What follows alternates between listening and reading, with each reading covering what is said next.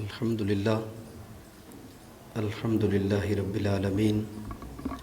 والعاقبۃ للمتقین والصلاۃ والسلام علی سید الانبیاء والمرسلین افضل الافضلین اجمل الاجملین اکمل الاکملین اما بعد فاعوذ باللہ من الشیطان الرجیم بسم اللہ الرحمن الرحیم وَذَرُوا ظَاهِرَ الْإِثْمِ وَبَاطِنَهُ صدق اللہ العظیم وصدق رسولہ النبی الکریم الامین ان اللہ وملائکتہ یصلون علی النبی یا ایھا الذین آمنوا صلوا علیہ وسلموا تسلیما۔ کوئی زبان خاموش نہ رہے، باواز بلند صلاۃ والسلام کا نذرانہ پیش فرمائیں۔ صلاۃ والسلام علیکہ یا سیدی وعلی آلک واصحابک یا سیدی یا حبیبی یا حبیب اللہ۔ الصلاۃ والسلام علیکہ یا سیدی یا رحمۃ للعالمین وعلی آلک واصحابک یا سیدی یا محبوب رب العالمین یا رحمۃ للعالمین یا خاتم الانبیاء والمرسلین۔ نال کو سنگی سنگ نہ کریے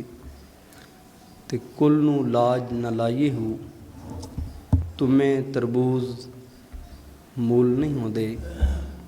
بھاویں توڑ مکے لے جائیے ہو۔ کاواں دے بچے کدی ہنس نہیں بندے بھاویں موتیا چوگ چگائیے ہو۔ کوڑے خوہ کدی میٹھے نہیں ہوندے یا حضرت باہو بھاویں سہ منا کھنڈ پائیے ہو۔ نہایت ہی واجب القدر واجب الاحترام معزز و محترم مہمانان گرامی، بزرگوں، بھائیوں، ساتھیوں، السلام علیکم ورحمۃ اللہ وبرکاتہ۔ ہماری یہ خوش نصیبی کہ آج جمعۃ المبارک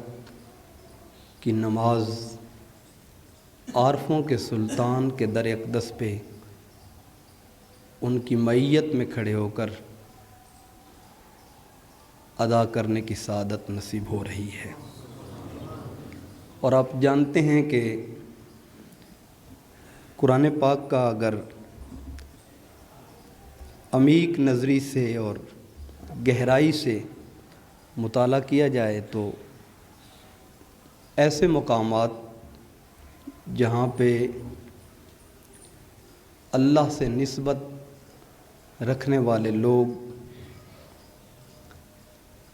یا اللہ سے نسبت رکھنے والوں سے نسبت رکھنے والے احباب تشریف فرما ہوتے ہیں، اس جگہ کی برکت اور اس مقام کی برکات باقی جگہ سے بڑھ جاتے ہیں۔ اور اگر مزید ڈیٹیل میں جایا جائے تو قرآن پاک نے اس کی خود دعوت دی ہے، یا ایھا الذین آمنوا اتقوا اللہ وکونوا مع الصادقین۔ فرمایا کہ اے ایمان والو تقوی اختیار کرو اور صادقین کے ساتھ ہو جاؤ، سچوں کے ساتھ ہو جاؤ۔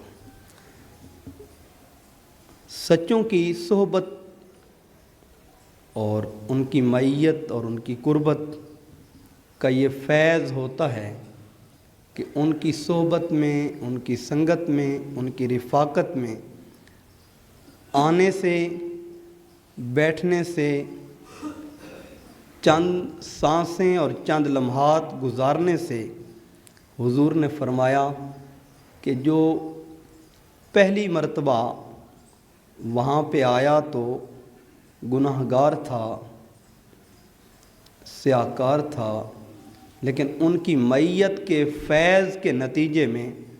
ہم الجلساء لا یشکا جلیسہم،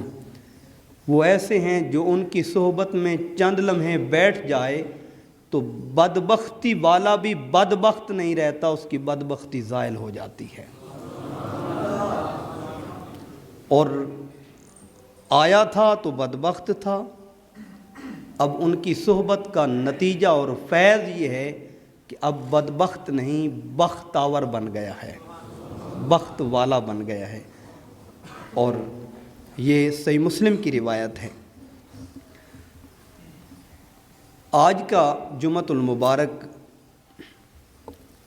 بنیادی طور پر قرآن پاک کی سورہ انعام کی آیت نمبر 120، جس میں اللہ رب العزت نے ارشاد فرمایا وَذَرُوا ظَاهِرَ الْإِثْمِ وَبَاطِنَهُ، فرمایا کہ ظاہری گناہوں کو بھی چھوڑ دو اور اندرونی گناہوں کو، باطنی گناہوں کو بھی چھوڑ دو۔ ظاہری گناہوں کا ہمیں ادراک رہتا ہے اور ان کو ہم دیکھتے رہتے ہیں۔ باطنی گناہ ایسے ہیں جو دکھتے بھی نہیں لیکن پائے بھی جاتے ہیں، محسوس بھی نہیں ہوتے مگر اس کی سزا اس گناہ کے نتیجے میں بندہ اپنے خالق اور اپنے مالک سے نزدیک ہونے کی بجائے دور تر چلا جاتا ہے، اور بندہ اپنی عبادت کو، اپنی ریاضت کو، اپنے عمل کو جو وہ ظاہر میں اختیار کر کے اپنے آپ کو متقی، پرہیزگار، نیک اور عبادت اور طاعت گزار سمجھتا ہے، لیکن فی الحقیقت وہ اپنے اندرونی گناہوں کی وجہ سے، اندرونی غلطیوں کی وجہ سے اور اندرونی کوتاہیوں کی وجہ سے وہ اللہ سے دور ہوتا چلا جاتا ہے۔ چہ جائے کہ وہ مسجد میں بیٹھا ہو، چہ جائے کہ وہ کعبہ میں بیٹھا ہو، چہ جائے کہ وہ قرآن کی تلاوت میں بیٹھا ہو، چہ جائے کہ وہ تسبیح پڑھ رہا ہو، چہ جائے کہ وہ خیرات کر رہا ہو، چہ جائے کہ وہ حج پہ جا رہا ہو، چہ جائے کہ وہ جہاد کر رہا ہو، چہ جائے کہ وہ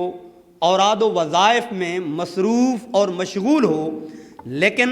اپنے باطن کی ناپاکی کے نتیجے میں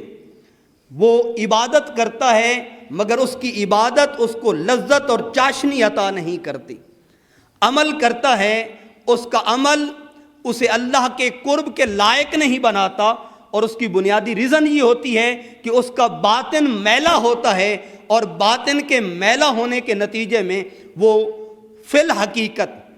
اپنے ظام میں، اپنے گمان میں تو وہ قریب جا رہا ہوتا ہے، لیکن فی الحقیقت وہ اللہ اور اس کے رسول کے قرب سے دور جا رہا ہوتا ہے۔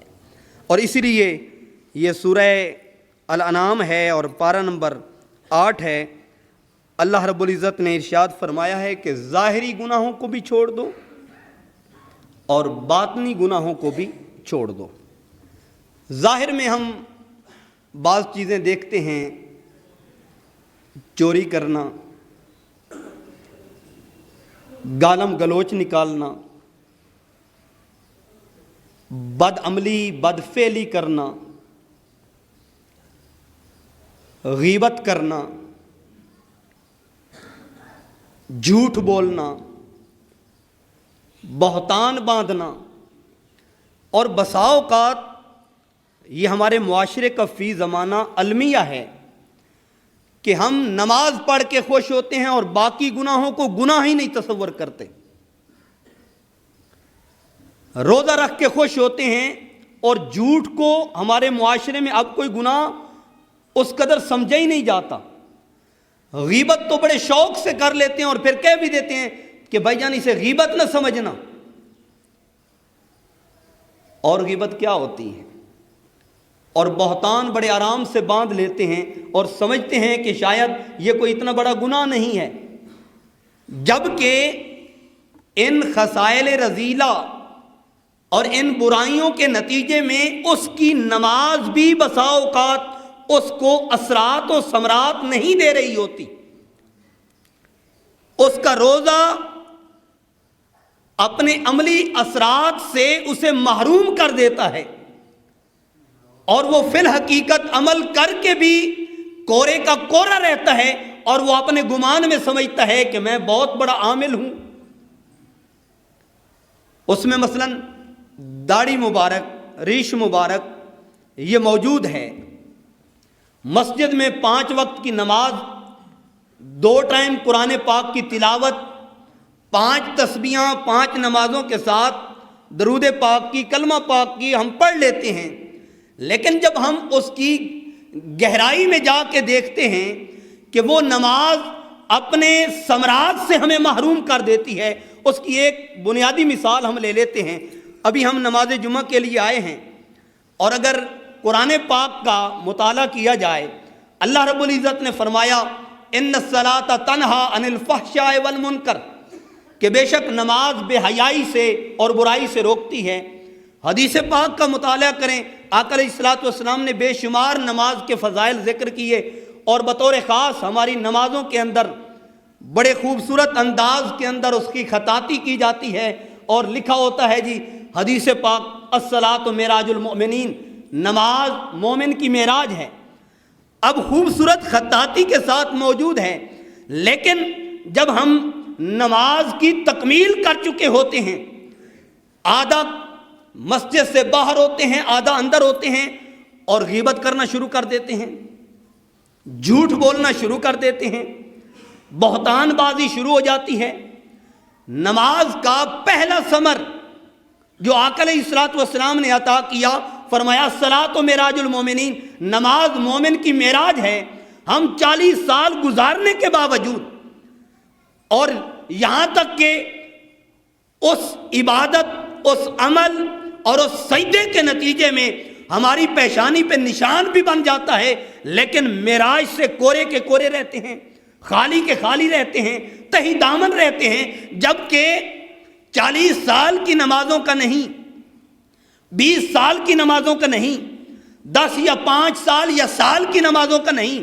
یا دن میں 5 نمازوں کی فرضیت کے نتیجے میں معراج نہیں، بلکہ آقا پاک علیہ الصلوۃ والسلام نے فرمایا الصلاۃ معراج المومنین، ایک نماز ادا کرو گے تمہیں معراج ملے گی۔ ہم 40 سال پڑھ کر پیشانی پہ نشان بنا لیتے ہیں، لیکن معراج سے خالی رہتے ہیں، تو سوال پیدا ہوتا ہے کہ قرآن کا فیصلہ تو غلط نہیں ہے، سنت مصطفیٰ اور حضور کے فرمان کا فیصلہ تو کبھی باطل یا کذب پہ محمول نہیں ہو سکتا، تو پرابلم تو ہمارے اندر ہے، جس کے نتیجے میں ہم معراج سے بھی خالی ہیں اور نماز پڑھ کر بے حیائی اور برائی سے بھی رک نہیں سکے۔ تو اس کا مطلب یہ ہے ظاہر میں ہم طہارت، پاکیزگی، اور ظاہر میں ہم اپنے لباس کو، اپنے بدن کو خوب ستھرا کر کے اپنے آپ کو لا کے مسجد میں کھڑا کر دیتے ہیں، لیکن اس کے عملی اثرات سے محروم رہتے ہیں، تو پرابلم کہاں واقع نظر آتا ہے؟ وہ انسان کے باطن میں ہے، جس کے نتیجے میں ظاہر میں بھی اس کے ثمرات مرتب نہیں ہو رہے تھے۔ تو اس کی بنیادی ریزن کیا ہے؟ وہ انسان کے باطن کی عدم طہارت ہے، باطن کی ناپاکی ہے، اور باطن سے کورا ہونے کا نتیجہ ہے کہ ہم نماز پڑھ کر بھی نماز سے محروم رہ جاتے ہیں اور اس کے ثمرات سے محروم رہ جاتے ہیں۔ حضرت سلطان باہو صاحب رحمۃ اللہ تعالی علیہ، آپ نے سادہ الفاظ میں اپنے عارفانہ کلام میں فرمایا دل تو نماز پڑھایو نہیں کی ہویا یہ نیتی ہو۔ اب 40 سال کی نمازوں کا جو ثمر ملنا تھا، جس سے ہم تہی دامن ہو گئے، ہمارا دامن خالی نظر آتا ہے، وہ حضرت سلطان باہو صاحب رحمۃ اللہ علیہ نے اپنے ابیات کے 4 مصروں کے پہلے مصرے میں واضح کر دیا، اور وہ فرمایا کہ تیرا جسم مسجد میں کھڑا ہے اور تیرا دل بازار میں، کھیتی باڑی میں، کاروبار میں، تجارت میں، مال و دولت میں، اسباب میں، دیگر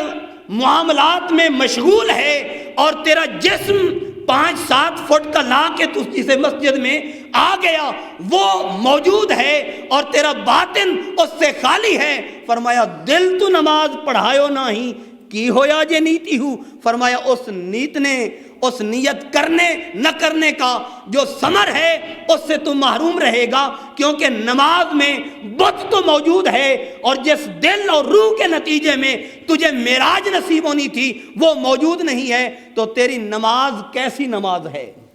تیرا عمل کیسا عمل ہے، تیری عبادت کیسی عبادت ہے، تیری ریاضت کیسی ریاضت ہے۔ اور اسی بات کو علامہ اقبال صاحب نے ذکر کیا، وہ فرماتے ہیں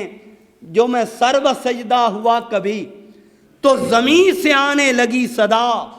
تیرا دل تو ہے صنم آشنا تجھے کیا ملے گا نماز میں۔ فرمایا تیرے دل میں بت ہیں، تیرے دل میں خیالات غیر ہیں، تیرے دل کے اندر کاروبار، تجارت، مال، دولت اور حب دنیا اور حب شہوات موجود ہیں، تو فرمایا تو جو سجدے میں پڑا ہے تجھے معراج ملے گی کہ نہیں ملے گی؟ فرمایا نہیں ملے گی۔ اس کی ریزن یہ ہے کہ تیرا سر زمین پہ پڑا ہے اور تیرا دل کہیں اور ہے، یا تیرے دل میں بت موجود ہیں۔ اور حضرت سلطان باہو صاحب نے فارسی کے اندر فرمایا بر زباں تسبیح در دلے گاؤ خر این چنی تسبیح کے دارد اثر۔ فرمایا تیری زبان پر سبحان ربی العظیم ہے، تیری زبان پر سبحان ربی الاعلیٰ ہے، تیری زبان پر سبحانک اللہم و بحمدک و تبارک اسمک و تعالی جدک و لا الہ غیرک، تیری زبان پر یہ کلمات ہیں، اور تیرے دل میں در دلے گاؤ خر، تیرے دل میں بیل اور گدھے دوڑ رہے ہیں۔ فرمایا این چنی تسبیح کی دارد اثر، فرمایا یہ تسبیح کیا اثر دکھائے گی، کیونکہ اثر تو باطن سے ظاہر کی جانب آتا ہے۔ جب باطن سے ہی تو کورا ہے تو تیرا ظاہر کیا سنورے گا، اور اس پر ثمرات و اثرات کیا مرتب ہوں گے۔ حضور بابا فرید گنج شکر چونکہ عارفوں کی زبانیں مختلف ہوتی ہیں، پیغام ایک ہوتا ہے۔ الفاظ پنجابی میں،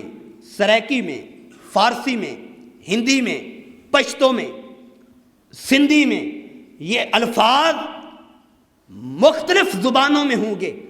لیکن پیغام ایک ہی ہوگا۔ اور حضور بابا فرید فرماتے ہیں اے باروں مل مل دھونا ہیں تے کدی اندروں مل مل دھو، باروں مل مل دھونا ہیں تے کدی اندروں مل مل دھو، اے بار دا دھوتا کیے جے تیرا اندر پاک نہ ہو۔ فرمایا اگر تو نے باہر سے صاف کر لیا ہے، تو نے باہر سے چمکا لیا ہے، تو نے باہر سے پاک کر لیا ہے اور تیرا اندر صاف نہیں ہوا، اور اس کی مثال یوں لیجئے کہ اگر ایک برتن آپ نے باہر سے مانج کے صاف کر لیا ہے، ستھرا کر لیا ہے، اور اس کے اندر نجاست اور ناپاکی موجود ہے، تو وہ پانی ڈالنے کے قابل ہے، دودھ ڈالنے کے قابل ہے، شہد ڈالنے کے قابل ہے، کسی اور چیز جو غذا اور خوراک کے طور پر ہے اس کے ڈالنے کے لائق نہیں ہے،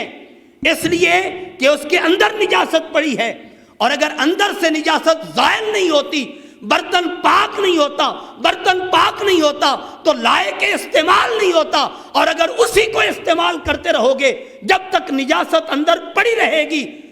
وہ نجاست کے اثرات ظاہر پر بھی مرتب ہوتے رہیں گے، باطن پر بھی مرتب ہوتے رہیں گے۔ پھر مسجد تو کیا، خانہ کعبہ کا دروازہ کھلوا کے اندر جا کے بھی نوافل اور عبادت کرنے لگ جائے تو اس کے اثرات و ثمرات مرتب نہیں ہوتے۔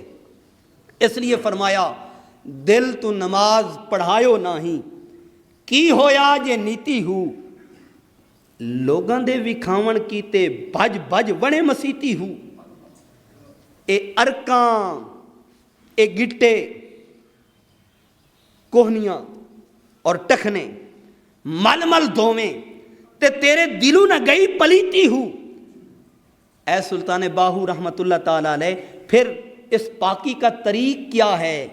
فرمایا باجوں مرشد کامل باہو یہ نیتی مول نہ نیتی ہو۔ فرمایا جیسے میتھ کے اندر میتھمیٹک جاننے والا کوئی اسپیشلسٹ ہوگا تو تجھے سمجھائے گا، بایو کے اندر، کیمسٹری کے اندر، فزکس کے اندر اس کا ماہر تجھے سکھلائے گا،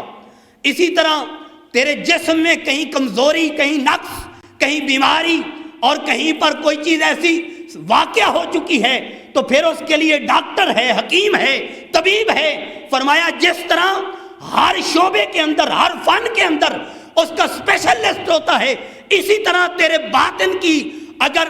ایسی تربیت نہیں ہوئی اور تیرا باطن ناپاک اور تیرا باطن پلید ہو گیا ہے تو پھر اس کے لیے لازم ہے کوئی ایسا مرد کامل، کوئی ایسا صاحب فن، صاحب ہنر، مرد خداگاہ تلاش کر جو تیرے باطن کو اپنی نگاہ سے پاک کر کے اس قابل بنا دے کہ تو خدا کی رضا کے قابل بھی بن جائے، مصطفیٰ کی رضا کے قابل بھی بن جائے.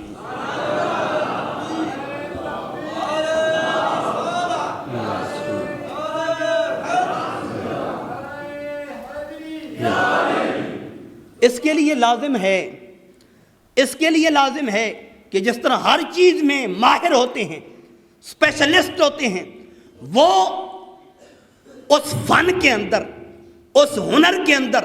کمال مہارت رکھتے ہیں اور اس کو اپناتے ہوئے جہاں جہاں فالٹ ہوتا ہے اس نقص کو، اس کمی کو، اس فالٹ کو دور کرتے ہیں. فرمایا تو ظاہر میں تو بڑے بڑے طبیبوں، حکیموں، ڈاکٹروں، ان کے پاس جا کے تو علاج کرواتا ہے، اور جس سے تیرے ایمان کی بقا ہے، تیرے یقین کی بقا ہے، تیرے عقیدہ کی بقا ہے، تیرے نظریے کی بقا ہے، تیرے دین کی بقا ہے، تیرے کلمے کی بقا ہے، تیرے ذکر کی بقا ہے، تیری تسبیح کی بقا ہے، تیری ذات کی بقا ہے، تیرے قرب و وصل و وصال کی بقا ہے. فرمایا کبھی اس کو تو نے چیک کروایا وہ بھی درست ہے کہ نہیں ہے، وہ بھی پاک ہے کہ نہیں ہے، وہ بھی صحت مند اور تندرست ہے کہ نہیں ہے؟ اگر تو تندرست ہے تو تجھے مبارک ہو، تو اللہ کی رضا کے لائق بھی ہے اور اس کے مصطفیٰ کی حضوری کے لائق بھی ہے. اور اگر نہیں تو پھر تیرے اوپر لازم ہے کہ کسی ایسے استاد کو، کسی ایسے ٹیچر کو جو باطن کے فن کا ماہر ہو، جو باطن کے فنون کو جانتا ہو، ایسے کو تلاش کر جو تیرے وجود سے حسد کو زائل کر دے، کبر کو زائل کر دے، تکبر کو زائل کر دے، باطن کی ناپاکی کو زائل کر کے تجھے اس لائق بنا دے کہ تیرا دل اللہ کے انوار کے قابل بھی بن جائے اور مصطفیٰ کی رضا کے قابل بھی بن جائے، اور تو اس لائق بن جائے کہ ظاہر و باطن میں اس معیار پہ پورا اتر جائے کہ اے تن رب سچیدہ حجرہ وچ پا فقیرہ جاتی ہوں، کہ یہی بدن، یہی تن پھر شیطان کا ٹھکانہ نہ رہے، نفس کا ٹھکانہ نہ رہے، تکبر کا ٹھکانہ نہ رہے، حسد کا ٹھکانہ نہ رہے، خصائل رذیلہ کا ٹھکانہ نہ رہے، بلکہ ظاہر و باطن میں تو اس معیار پر پاک، طیب اور طاہر ہو جائے اور اس معیار پہ پہنچ جائے کہ خدا بندے سے خود پوچھے بتا تیری رضا کیا ہے. پھر اللہ کی طرف سے یہ صدا آئے لَإِنْ سَأَلَنِي لَأُعْطِيَنَّهُ، پھر اللہ کی طرف سے صدا آئے أَتَصْبِرُونَ وَكَانَ رَبُّكَ بَصِيرًا، پھر اللہ کی طرف سے یہ صدا آئے مَنْ تَقَرَّبَ مِنِّي شِبْرًا تَقَرَّبْتُ مِنْهُ ذِرَاعًا، مَنْ تَقَرَّبَ مِنِّي ذِرَاعًا تَقَرَّبْتُ مِنْهُ بَاعًا. پھر اللہ کی طرف سے یہ صدا آئے اے میرا بندہ اب جو تو چاہے گا، بات نہیں سمجھے، اے میرا بندہ اب جو تو چاہے گا وہی ہوگا. اور حدیث پاک میں متعدد محدثین نے کوٹ کی، فرمایا لو اقسم علی اللہ لا برہ، اگر وہ اللہ کا بندہ جس نے خدا کو راضی کر لیا، اگر وہ کسی معاملے پر قسم یاد کر لے، قسم اٹھا لے، تو پھر وہی ہوتا ہے جو اللہ کا تعلق رکھنے والا بندہ چاہتا ہے. خدا بھی اس کی منشا کے مطابق اس عمل کو پھیر دیتا ہے. اس لیے پھر کئی نمازیں نہیں، کئی سالوں کی نمازیں نہیں، پھر ایک نماز نہیں، پھر ایک نماز کے ایک ایک سجدے میں تجھے معراج نصیب ہوگی، ایک ایک قیام میں تجھے معراج نصیب ہوگی، ایک ایک رکوع میں تجھے معراج نصیب ہوگی. علامہ اسماعیل حقی رحمۃ اللہ تعالیٰ علیہ، آپ نے تفسیر روح البیان کے اندر اس چیز کو درج کیا ہے کہ حضور مولا کائنات حضرت علی کرم اللہ وجہ الکریم، آپ سے پوچھا گیا حل رأیت ربک یا علی، اے پیارے علی آپ نے کبھی رب کو دیکھا؟ تو حضور مولا کائنات نے فرمایا، بڑی توجہ طلب بات ہے، لطیف اور باریک بات ہے، آپ نے فرمایا بھولے علی سے کہتا ہے رب کو کبھی دیکھا؟ اور وہ بھی علی سے کہتا ہے کہ رب کو کبھی دیکھا؟ تو عرض کی حضور پھر کب دیکھا یا کب دیکھا؟ فرمایا لم اعبد ربن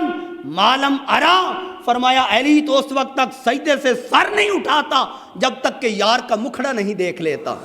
اس کے انوار و تجلیات کا مشاہدہ نہیں کر لیتا، پھر یہی تن اللہ کے انوار و تجلیات کا۔ اور امام غزالی رحمۃ اللہ تعالی علیہ آپ نے احیاء علوم الدین کے اندر اسی بات کو ذکر کیا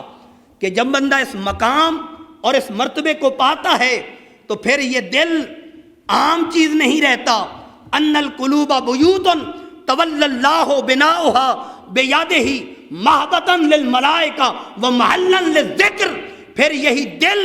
اس سٹیج پہ پہنچتا ہے کہ جسے اللہ نے اپنے دست قدرت سے تعمیر کیا ہے یہ ملائکہ کے اترنے کا مرکز بھی بن جاتا ہے، اور اللہ کے انوار و تجلیات اور اللہ کے ذکر کا محور اور مرکز بھی بن جاتا ہے۔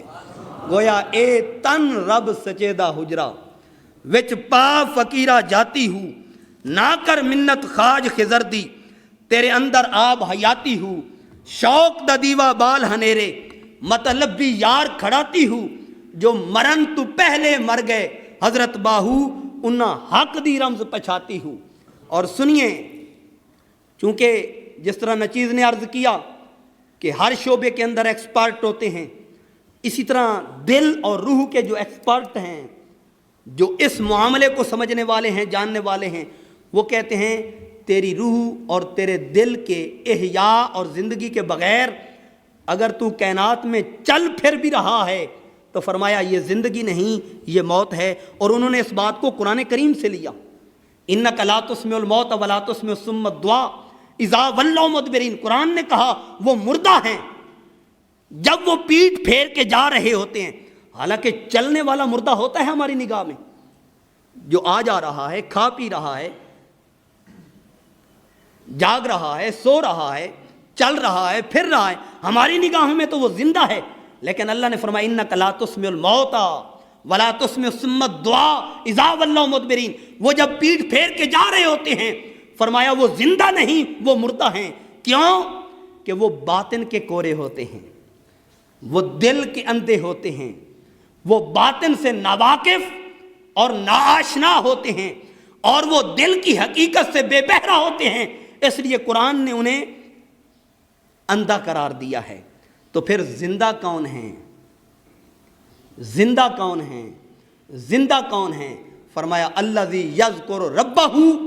والذی لا یذکر ربہ مثل الحی والمیت۔ امام ابن ماجہ نے سائے ستہ کے معتبر محدث ہیں، امام ولی الدین تبریزی نے حدیث پاک کو کوٹ کیا، فرمایا آقا علیہ الصلوۃ والسلام نے جو اللہ سے اپنا کنیکشن جوڑ لیتا ہے اور جو نہیں جوڑتا ذکر الہی کے طریق پر چل کر، فرمایا جو جوڑ لیتا ہے وہ زمین کے اوپر ہو تب بھی زندہ ہوتا ہے، اگر تو اسے تہ خاک دفن کر دیا جائے تب بھی زندہ ہوتا ہے، لیکن اگر تعلق رشتہ ناتا اس نے استوار نہیں کیا، وہ زمین کے اوپر چل رہا ہو تب بھی مردہ ہے، اور اگر دفن کر دیا جائے تو پھر تو لوگوں کی نگاہوں میں مردہ ہے ہی ہے، اگر وہ دنیا میں پھر ٹر رہا ہے، چل پھر رہا ہے، پھر بھی مردہ ہے۔ گویا زندہ وہی ہے جس کا تعلق خدا اور اس کے مصطفیٰ سے مضبوط ہے، اور جس کا تعلق جڑا نہیں، وہ زمین کے اوپر ہو یا زمین کے نیچے ہو، وہ زندہ نہیں بلکہ فی الحقیقت وہ مر چکا ہے۔ اور یہ قرآن کا بھی فیصلہ ہے اور سنت کا بھی فیصلہ ہے۔ اور آئیے جس در اقدس پہ ہم کھڑے ہیں، عارفوں کے سلطان نے اس عملی طریق کو عملی جامہ پہنانے کا جو ہنر اور فن عطا کیا، اس کی ڈیٹیل میں نہیں جایا جا سکتا، لیکن اختصار کے در پہ اس بات کو سمجھنے کے لیے عرض کروں گا، اور وہ یہ ہے کہ جو باطن کو، چونکہ یہ امراض تھیں جو عرض کی، تو اس کا علاج بھی ہونا چاہیے، اس کا حل بھی ہونا چاہیے۔ اس کا حل یہ ہے کہ بندے کا باطن کیسے زندہ ہوتا ہے، دل کیسے زندہ ہوتا ہے، روح کیسے بیدار ہوتی ہے، جس کے لیے علامہ اقبال صاحب نے فرمایا تھا عقابی روح جب بیدار ہوتی ہے جوانوں میں، نظر آتی ہے ان کو اپنی منزل آسمانوں میں، یہ کیسے نصیب ہوتا ہے؟ فرمایا اس کا عملی طریق یہ ہے، الذین آمنوا وتطمئن قلوبہم بذکر اللہ، الا بذکر اللہ تطمئن القلوب۔ فرمایا ہر چیز جہاں پر نقص، بیماری اور کوئی فالٹ ہو تو اس کا کوئی نہ کوئی علاج ہے، اور اگر دل میں فالٹ ہو تو اس کا علاج اللہ کا ذکر ہے۔ الف اللہ چمبے دی بوٹی مرشد من میرے وچ لائی ہوں۔ لیکن افسوس کہ آج سائنسدان کی، ڈاکٹر کی، حکیم کی بنائی ہوئی اس گولی پہ ہمارا اعتماد۔ ہم روبہ زوال کیوں ہوئے؟ اس کی بنیادی ریزن یہ ہے کہ ہمارا اعتقاد، یقین اور بھروسہ اللہ سے اٹھ گیا، اور اب بھروسہ گولی پہ، ٹیکہ پہ، کیپسول پہ آ گیا،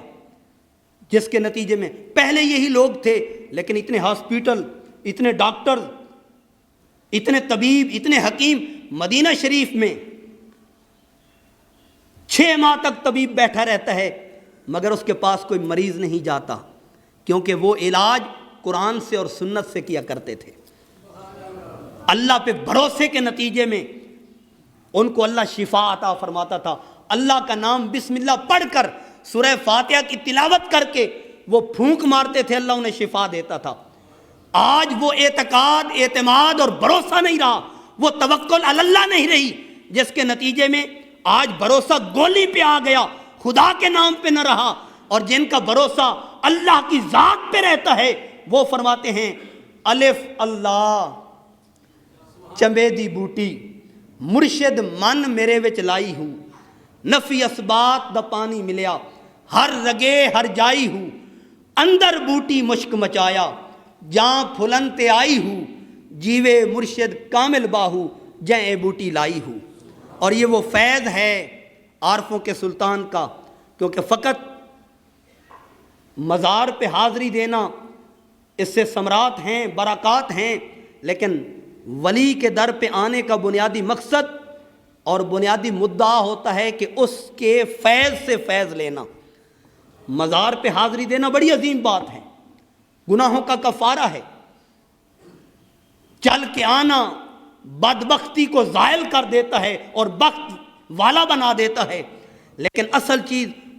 اس نے جو مشن دیا ہے، اس مرد کامل نے جو میسج دیا، جو پیغام دیا، جو نظریہ دیا، جو سوچ دی، جو فکر دی، اس کو عملی جامہ پہنانا ہوتا ہے۔ اور عارفوں کے سلطان نے دی اسم اعظم کی سوچ کہ اس کو دل پہ نقش کرو، سانسوں کے ذریعے اسے اپنے اندر اتارو، پھر آنکھ بند کرو گے تب بھی اللہ کا جلوہ نظر آئے گا، آنکھ کھولو گے تب بھی اس کا جلوہ نظر آئے گا، پھر سجدے میں جاؤ گے تب بھی معراج ملے گی، اٹھاؤ گے تب بھی معراج نصیب ہوگی۔ مدت ہوئی سنتے ہیں نغمے، نہ جانا اب تک کہ ساز کیا ہے، جبیں پہ داغ سجود بھی ہے، نہ جانا اب تک نماز کیا ہے، داغ سجود گر جبیں پہ ہوا تو کیا، کوئی ایسا سجدہ بھی کر کہ زمین پہ نشان رہے، تو ابھی راہ گزر میں ہے، قید مقام سے گزر، مصر و حجاز سے گزر، پارس و شام سے گزر،